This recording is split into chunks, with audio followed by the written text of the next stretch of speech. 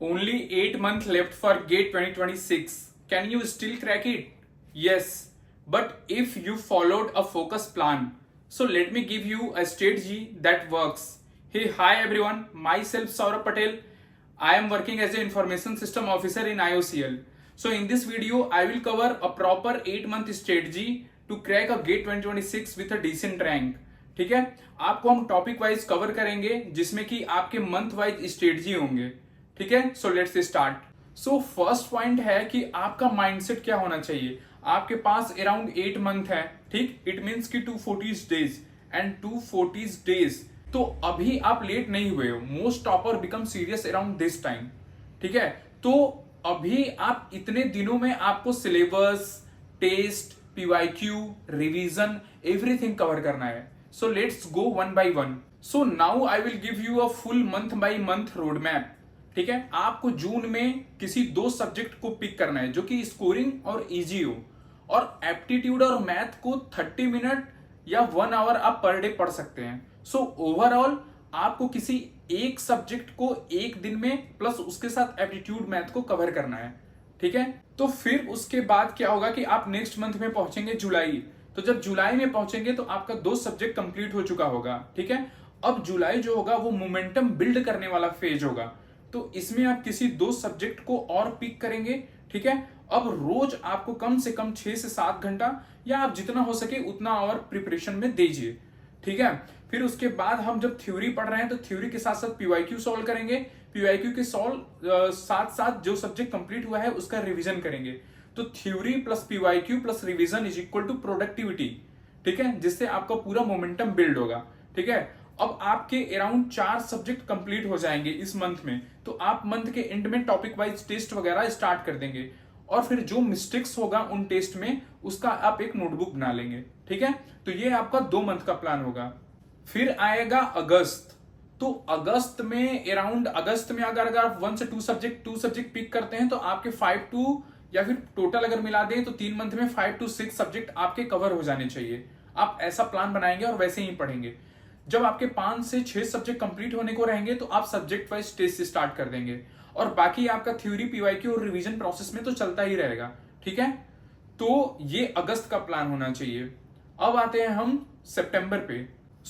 अब आप जब सितंबर में पहुंचेंगे तो आपने अगस्त तक 5 to 6 सब्जेक्ट कंप्लीट कर दिया. मींस सितंबर तक आपके 7 to 8 सब्जेक्ट्स कंप्लीट हो जाएंगे. ठीक है, तो आप 7 to 8 सब्जेक्ट्स जब कंप्लीट कर देंगे तो सब्जेक्ट्स का जो है वो कंबाइंड सब्जेक्ट वाइज टेस्ट भी होता है बहुत सारे टेस्ट सीरीज में. तो आप कंबाइंड टेस्ट सीरीज वगैरह, combined subject wise test series देना स्टार्ट करेंगे. ठीक है, तो आपका टॉपिक वाइज चल रहा था, आपने सब्जेक्ट वाइज स्टार्ट किया, फिर उसके बाद आप कंबाइंड सब्जेक्ट वाइज टेस्ट पे आ गए. तो ओवरऑल आप थ्योरी, पीवाईक्यू, रिवीजन के साथ साथ आप टॉपिक्स को और डीपली अंडरस्टैंड करके उसके मिस्टेक्स को एक्यूमुलेट करके आप आगे बढ़ते हुए जा रहे हैं. ठीक है, तो आपके 8 सब्जेक्ट कंप्लीट हो चुके हैं. अब आते हैं प्लान अक्टूबर का. तो अक्टूबर और नवंबर इसमें मिला के आपको नवंबर एंड, जब तक नवंबर एंड होगा तब तक आपको पूरे सिलेबस को कम से कम फिनिश कर लेना है. ठीक है, ठीक है, try to finish the syllabus till November, max to max. Okay, अब आप क्या है कि टॉपिक वाइज और सब्जेक्ट वाइज टेस्ट जो देना स्टार्ट किए हैं उसको आप प्रॉपर वे में, जो बाकी है सब्जेक्ट उसको सब्जेक्ट वाइज टेस्ट आप दे लेंगे तो पूरा आपका सिलेबस भी कवर हो चुका है और रिवीजन भी चलता जा रहा है. आपने topic wise, subject wise, combined subject wise test complete कर लिए हैं. ठीक है, अब जो फेज आएगा दिसंबर के बाद जनवरी, तो 2 फेज का चलिए आपको डिस्कस कर देते हैं. तो देखिए, अभी तक ने आपने सिलेबस पूरा कवर कर लिया और दिसंबर में जाके आपका सब्जेक्ट्स रिवीजन तो चल ही रहा था, उसके साथ आपने मॉक टेस्ट देना चालू कर दिया. और अगर एक वीक में आप 3 मॉक टेस्ट दे रहे हैं तो आप अराउंड 4 वीक में 4 या 12 आप मॉक दे चुके होंगे. तो आपके बहुत सारे मिस्टेक्स फिल्टर्ड हो गए होंगे, बहुत सारी आपकी गलतियां आपको पता चली होंगी, आप कितने लेवल पे हैं, आपका और टॉपिक जो है वो डेप्थ में गया होगा, क्योंकि जिस टॉपिक में आप मिस्टेक करें उसको एनालिसिस किए होंगे, फिर वो वीक लगा होगा, तो फिर उसके बाद आप उस टॉपिक को और गहराई में पढ़े होंगे. ठीक है, इस तरीके से आप फिल्टर्ड होते हुए आगे बढ़े हैं.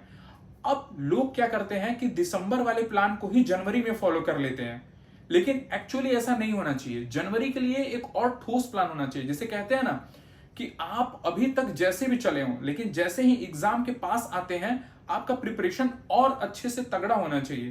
ठीक है, आपको दौड़ना है घोड़े की तरह, आप भले हुए चलते हुए आए हैं स्टार्टिंग में। तो इससे क्या होगा कि आपके जनवरी, लेट अस सपोज आप जनवरी में पहुंच गए, तो आप अल्टरनेट सोचिए, आप 3 मॉक नहीं दे सकते हैं, क्योंकि ये मोड आपका फुल रिवीजन, इसमें रिवीजन बहुत ज्यादा इंपॉर्टेंट है। ठीक है, सारी चीजें आपको समराइज करनी है। तो आप 2 mock test per week is enough, क्योंकि उसके बाद आप एनालिसिस में बहुत ज्यादा ध्यान लगाएंगे, क्योंकि अब जो एनालिसिस में आपका चीजें आएंगी, गलतियां आएंगी, क्योंकि बहुत सारी गलतियां फिल्टर्ड हो चुकी हैं, तो अब जो आएंगी गलतियां वो इंपॉर्टेंट होंगी कि वो एडवांस प्रॉब्लम की होंगी, तो आपको टाइम लगेगा उसमें एनालिसिस में। सो आप 2 मॉक पर वीक देंगे, उसके बाद आप रिवीजन में ज्यादा टाइम लगाएंगे। चूंकि फर्स्ट जेन से 7th जेन या 10th जेन के बीच में आपका एडमिट कार्ड आ जाता है। ठीक है, तो सबसे अच्छी चीज ये है, उस टाइम तो आपको मैं सजेशन दूंगा ही, बट जिस टाइम पे एडमिट कार्ड आता है तो आपको आपका डेट फिक्स हो जाता है, आपका टाइमिंग फिक्स हो जाता है कि आप 9 to 12 पेपर देने वाले हैं, या फिर शाम को आप 2 to 5 देने वाले हैं पेपर। ठीक है, तो आप क्या करेंगे कि उसी टाइम पे 3 घंटा पेपर देना स्टार्ट करेंगे मॉक टेस्ट का, सेम टाइमिंग पे, ताकि उस टाइमिंग के लिए आप फेमिलियर हो जाए।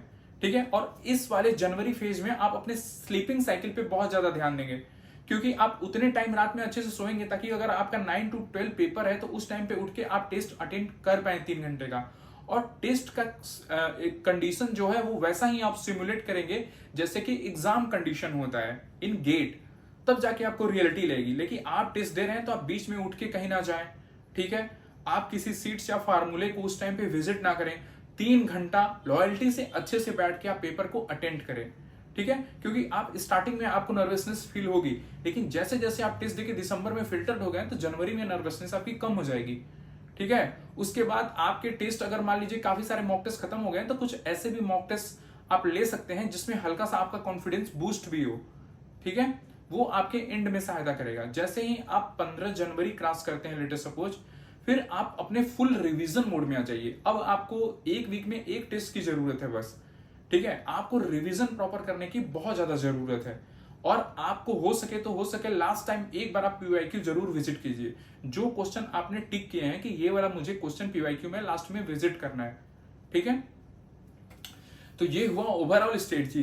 अब आपको जो मैं कुछ एक एक्स्ट्रा पॉइंट देने वाला हूं, बोनस पॉइंट, उसके तौर पे ये है कि रिवीजन डेली आप करिए। प्लीज रिवीजन आप डेली कीजिए, जो आप पढ़ रहे हैं उसका डेली रिवीजन कीजिए। एक बार मैंने रिवीजन वाली वीडियो बनाई थी, उसमें भी बोला था कि डेली रिवीजन, 3 डे डिवीजन और वीकली डिवीजन में आप डिवाइड कर सकते हैं।